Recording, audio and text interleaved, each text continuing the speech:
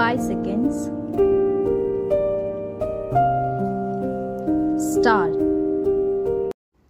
ಮಾನ್ಯ ರಾಜ್ಯಪಾಲರು ತಮ್ಮ ಭಾಷಣದಲ್ಲಿ ನಿರುದ್ಯೋಗದ ಬಗ್ಗೆ ಪ್ರಸ್ತಾಪ ಮಾಡಿದ್ದಾರೆ. Full point. ಇಂದು ಗ್ರಾಮಾಂತರ ಪ್ರದೇಶಗಳಲ್ಲಿ ನಿರುದ್ಯೋಗ ಸಮಸ್ಯೆಯನ್ನು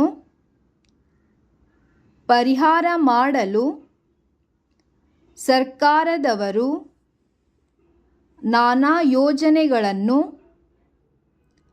ರೂಪಿಸಿದ್ದಾರೆಂದು ರಾಜ್ಯಪಾಲರು ತಮ್ಮ ಭಾಷಣದಲ್ಲಿ ಹೇಳಿದ್ದಾರೆ.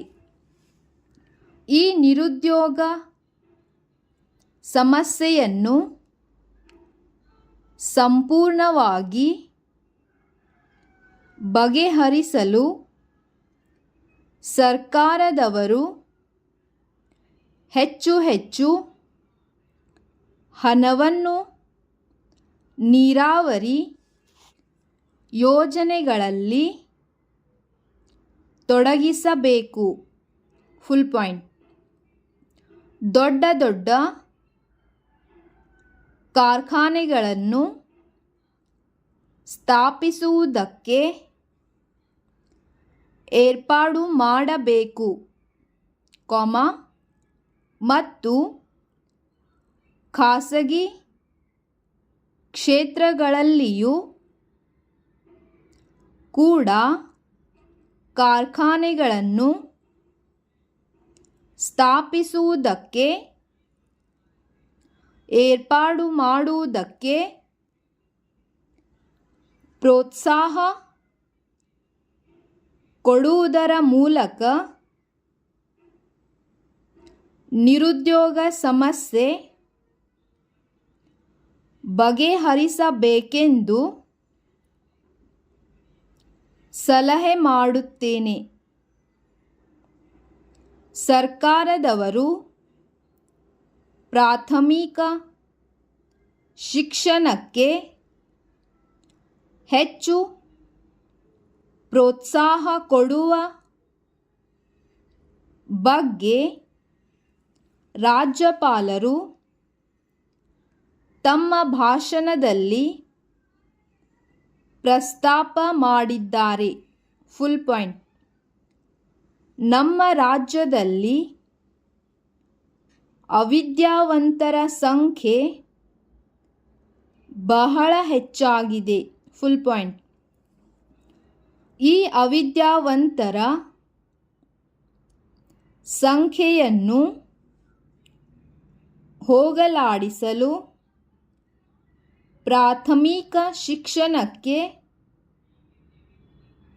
ಸರ್ಕಾರದವರು ಹೆಚ್ಚು ಹಣ ಒದಗಿಸುವುದರ ಮೂಲಕ ಪ್ರೋತ್ಸಾಹ ಕೊಡಬೇಕೆಂದು ಸಲಹೆ ಮಾಡುತ್ತೇನೆ. Full point. ಮತ್ತು ರಾಜ್ಯದ ಕೆಲವು ಜಿಲ್ಲೆಗಳಲ್ಲಿ ಜಿಲ್ಲಾ ಬೋರ್ಡಿನವರು, ಮುನ್ಸಿಪಲ್ ಸ್ಕೂಲ್ ಬೋರ್ಡಿನವರು ನಡೆಸುತ್ತಿರುವ ಪ್ರಾಥಮಿಕ ಶಾಲೆಗಳನ್ನು